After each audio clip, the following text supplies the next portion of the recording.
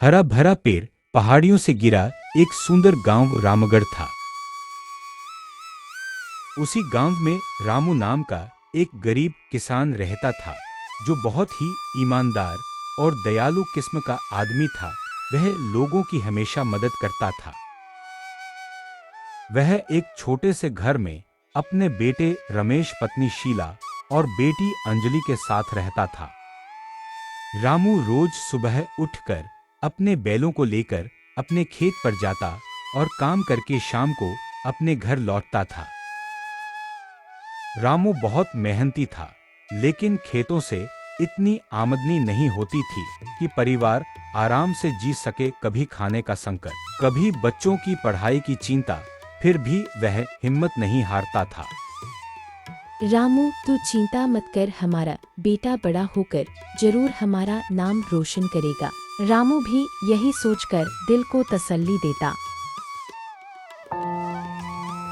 समय बीतता गया। गांव में और भी औरतों के बेटे बड़े होकर अलग अलग रास्तों पर निकल पड़े। किसी ने पढ़ाई करके बड़ा पद पाया, कोई पहलवान बना, कोई ज्योतिषी, लेकिन रामू का बेटा अपने सादे स्वभाव और माँ बाप के प्रति आदर के लिए जाना जाता था। एक दिन की बात है, दोपहर का समय था। गांव की 4 औरतें, जिसमें रामू की पत्नी भी शामिल थी, घर का सामान लाने बाजार जा रही थी। धूप सर पर चमचमा रही थी, रास्ता भी कच्चा था, धूल उड़ रही थी। उनमें से एक औरत बोली, धूप बहुत है, चलो पेड़ के नीचे छांव में बैठते हैं।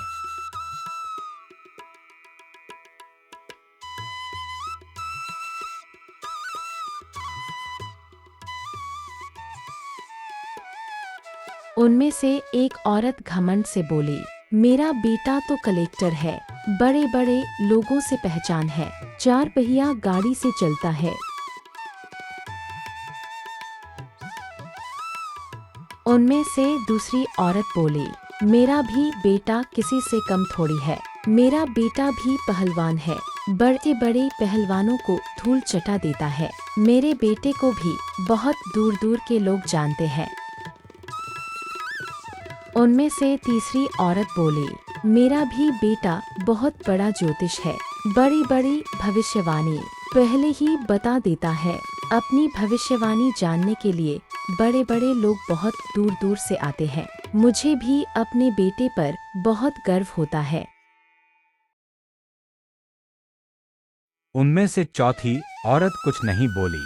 तब एक औरत ने कहा, बहन तुम भी बताओ, तुम्हारा बेटा क्या करता है? तब उसने बोली, क्या बताऊं बहन, मेरा बेटा तुम्हारे बेटों जैसे बड़ा आदमी नहीं है, लेकिन बहुत संस्कारी है, वह हमारे हर काम में मदद करता है, इसलिए मुझे भी अपने बेटे पर बहुत गर्व होता है। इसके बाद चारों औरतें उठकर बाजार की तरफ चल पड़ी। जब वे बाजार से सामान लेकर घर लौट रही थी, कंधे पर बोरियों का भरा रखे, थकान से भरे कदम और तपती धूप, रास्ता कच्चा था और धूल उड़ रही थी। तभी पीछे से एक बड़ी गाड़ी तेजी से आती है, धूल का गुबार चारों औरतों पर छा जाता है। कार से सूट बूट लगाए हुए एक आदमी उतरता है, जो एक कलेक्टर था। वह अपनी माँ से ऊंची आवाज में बोला, माँ, तुम ये कैसी हालत में घूम रही हो? कपड़े गंदे कर दिए, घर जाकर खाना नहीं दोगी क्या? इतना सुनकर माँ का सर शर्म से झुक गया। इसके बाद थोड़ी दूर चलने के बाद एक हट्टा कट्टा पहलवान आया और अपनी माँ से डांटते हुए बोला, माँ, अभी तक पानी ले जा रही हो तो खाना कब बनाओगी? लगता है मेरे नसीब में आज खाना नहीं लिखा है। इतना सुनकर माँ का सिर शर्म से झुक गया। थोड़ी दूर और चलने के बाद पैरों से धूल उड़ाता हुआ एक व्यक्ति आता है, जो ज्योतिष था। वह अपनी माँ को डांटते हुए बोला, माँ, तुम यह क्या हालत बनाई हो? मेरे नक्षत्र कह रहे थे मुझे आज खाना नहीं मिलेगा। इतना का कर अपना पर पटकते हुए ज्योतिष वहां से चला गया। कुछ दूर और चलने के बाद एक दौड़ता हुआ लड़का आया जो रामू का पुत्र रमेश था।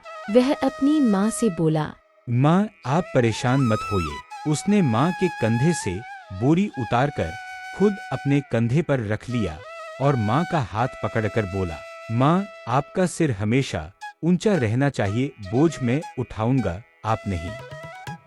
उसकी माँ की आंखों से आंसू बह निकले, मगर इस बार ये आंसू दर्द के नहीं बल्कि गर्व और खुशी के थे। गांव के लोग यह दृश्य देखकर भावुक हो गए। उन्होंने कहा, कलेक्टर बेटा पद में बड़ा है, पहलवान ताकतवर है, ज्योतिषी विद्वान है, लेकिन असली सपूत बेटा तो यही है जिसने अपनी माँ का मान रखा। उस दिन से करमपुर गांव में जब भी किसी अच्छे बेटे का उदाहरण दिया जाता, लोग कहते, सच्चा सपूत बेटा वही है जो माँ बाप की इज्जत करे और उनके सिर को हमेशा गर्व से ऊंचा रखे।